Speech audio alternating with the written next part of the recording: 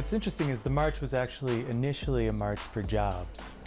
The initial proposal came from Phillip Randolph, the union leader, and his concern was that in the early 1960s, jobs that African Americans had started to win in manufacturing were being eliminated by automation and by the beginning of what we now know as globalization of manufacturing. And he was concerned that this was going to lead to even higher rates of unemployment and poverty in black communities. And so his initial proposal was to organize a march to address the economic crisis in black communities and also to demand jobs for all Americans. He made that proposal early in 1963 at a time when the civil rights movement in the South was really building up. There was the beginnings of what would become the really mass protests in Birmingham, and a number of civil rights activists, most importantly Anna Arnold Hedgeman, who was a black woman activist in the Black Women's Club movement. She suggested that they combine their forces, and that's where the idea for a march for jobs and freedom comes from.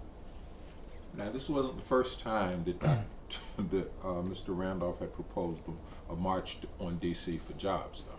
That's right. So the initial idea for a march on Washington actually came in 1941, just before the U.S. had actually entered the Second World War. And the United States was gearing up primarily to support allies in Europe and in Asia by manufacturing weapons, planes, automobiles, trucks. And the effect of this mobilization had actually ended the Great Depression for many Americans. It had created very high levels of employment. Wages were on the rise. Unions were gaining ground in these manufacturing plants. And at the same time, almost all of these manufacturing plants had very strict racial bars on employment. So African Americans were not getting these jobs. And in a sense, you had a situation where African Americans were still living in the Great Depression in 1941.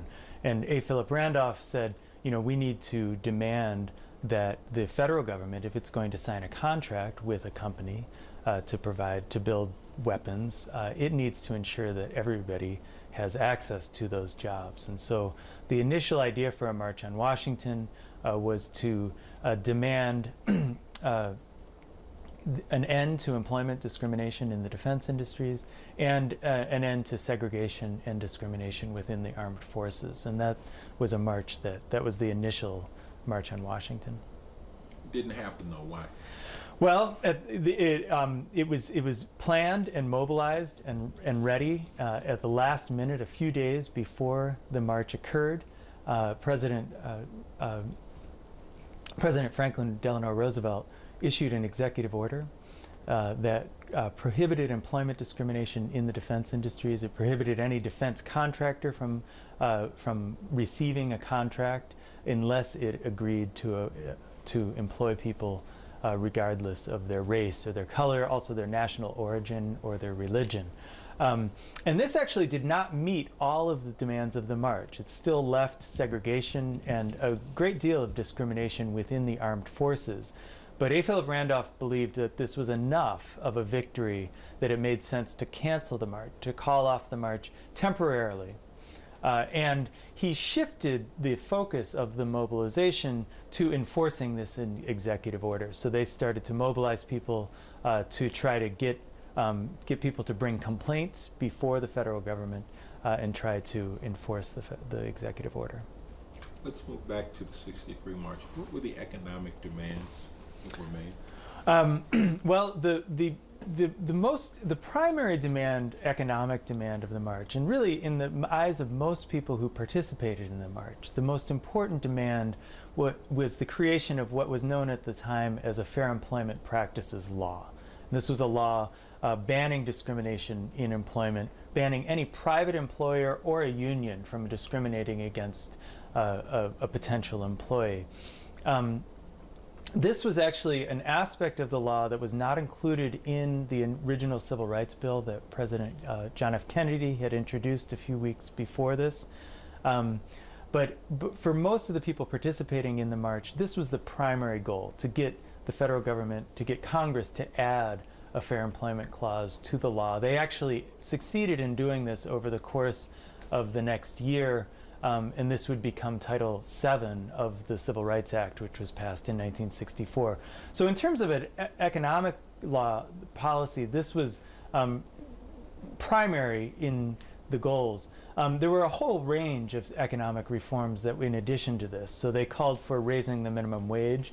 They called for extending the minimum wage to cover agricultural workers, domestic service workers, public employees. These were all groups that had been left out of the original minimum wage law. They also called for a massive public works program there to create jobs for anybody who wanted. So their argument was that if the private sector was not going to create jobs for people who wanted jobs, then it was the responsibility of the federal government to create those jobs and create work for people if they wanted it. What kind of response did those demands get? Well, at the time of the march, all of those demands were extremely controversial.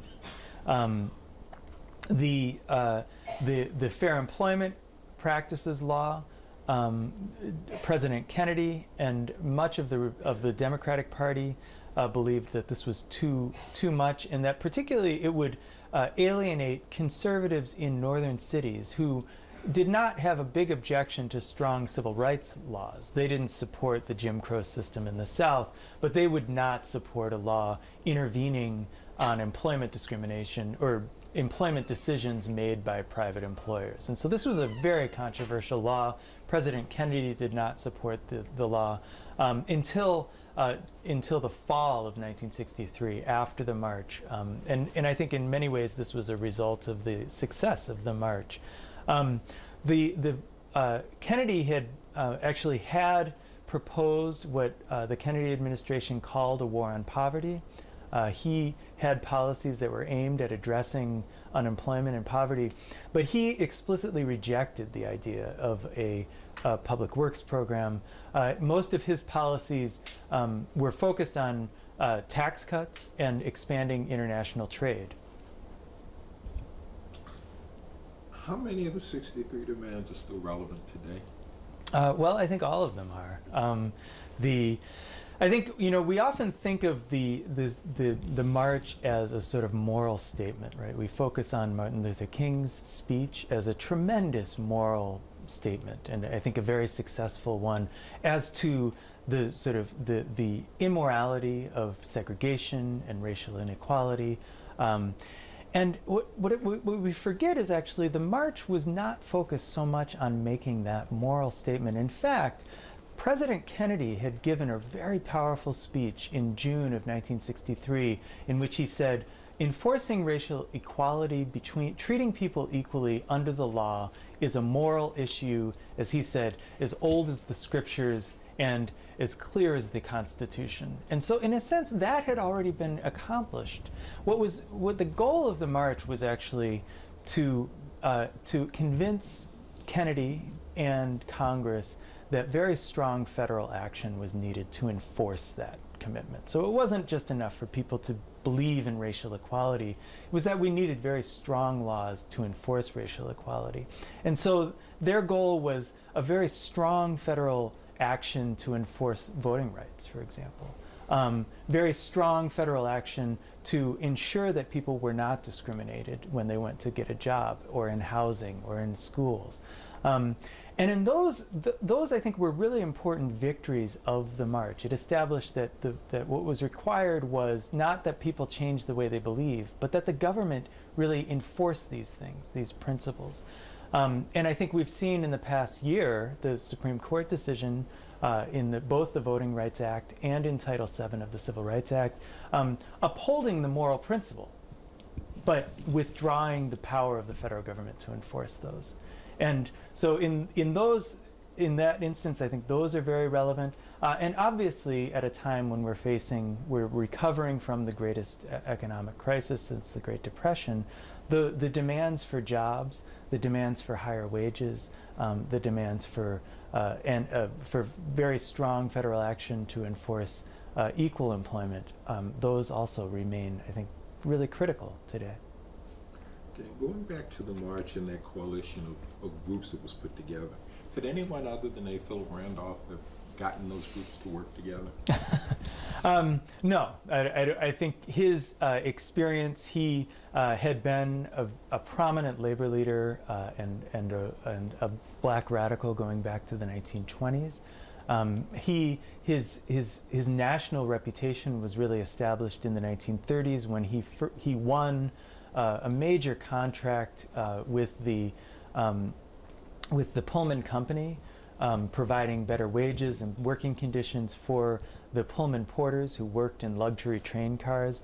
And that really established him, that won his reputation as what would be known as the dean of the civil rights movement. He was really seen as the most prominent and most important black leader. And so his ability to go to people and convince them, largely within the civil rights movement. And one thing I think that's interesting about the march is that it was a coalition of blacks and whites, but it was also a coalition of black activists who came from very different positions. We're moderates, we're radicals, we're in the North, in the South. They were church leaders like Martin Luther King, labor leaders like A. Phillip Randolph. And I think his ability to sort of put together that coalition, first among black activists, and then to expand it to include white activists, was really unique and something that I don't think other people could have done. What's important to know about the March on Washington for '63? Well, I think I guess I would say the most important thing is to remember it as a political event, and an event that had, I think, a really profound political impact. One was in its ability to make demands that were largely outside of the political mainstream at the time that it was making it. So to say, yes, we want a Civil Rights Act, we want this law that President Kennedy had already introduced, but we want a whole list of other things. And some of those things were not accomplished, but many of them were. So the creation of Title VII, the Equal Employment Opportunities Commission, would not have happened if it had not been for that mobilization. And many people looking back on the history of the civil rights movement identify Title VII as one of the most important aspects of the civil rights laws that were passed in the 1960s. And so I think the ability to, in a sense, shift the conversation and to say, you know, this conversation we've been having about racial inequality is important, but it needs to be understood in the context of a broader economic agenda, and really to make people think about those and take that connection seriously is a tremendous accomplishment of the march. What has popular history gotten right about the march? Well, I think one thing I think is important, it's remarkable that we remember anything that happened 50 years ago, right? But particularly something that was done primarily by African Americans, that was a mobilization that was done by people who did not have political power, did not have a lot of money, and now everybody knows about it. Everybody knows about the March on Washington. Everybody knows about Martin Luther King's "I Have a Dream" speech. Martin Luther King was somebody at the time who was not, roundly sort of honored and respected. He was somebody who was seen as a radical by many people. And I think the fact that we now see Martin Luther King's face everywhere and remember him, I think is an accomplishment, and something that I think that we've gotten right. It was a tremendous moment. It was a remarkable moment, and the fact that we remember it at all, I think, is a sign of its effectiveness. What has popular history gotten wrong about the march? Well, I think that we know. Most people know about Martin Luther King. Most people know about his speech. They actually know very little of his speech, right? They know mostly a few lines, the "I have a dream" lines. But most people know very little about the context in which the march was created, the goals of the march, and the fact that Martin Luther King was just one of many leaders of the march. He was the last of 10 speakers at the Lincoln Memorial, and for the most part, we've almost completely forgotten those other speeches. Is there anything I haven't asked you that you want to talk about? Well, I guess I would, picking up on that last statement, the speech that I think is most forgotten and most lost is the first speech at the Lincoln Memorial, which was a Phillip Randolph speech. And at the time, he was, it was the keynote speech. He was the leader of the march. It was his, he did the introduction, he welcomed everybody there. And he took, the pride that he displayed in saying, this is the greatest march in the history of the United States, largely because of him, that was his creation. And he had a lot of help in organizing it, but it was his idea and he was seeing it come to fruition. And then he proceeded to explain what the march was about. He said, this is a civil rights revolution. And it's about civil rights, but it goes far beyond civil rights. It's about creating a society in which people have which everybody has what they need to survive, in which, as he said, the value of the human personality goes ahead of the value of private property. It was a very radical and a very powerful speech that, again, I think has been really lost to our memory. And I encourage people to seek out his speech and learn it.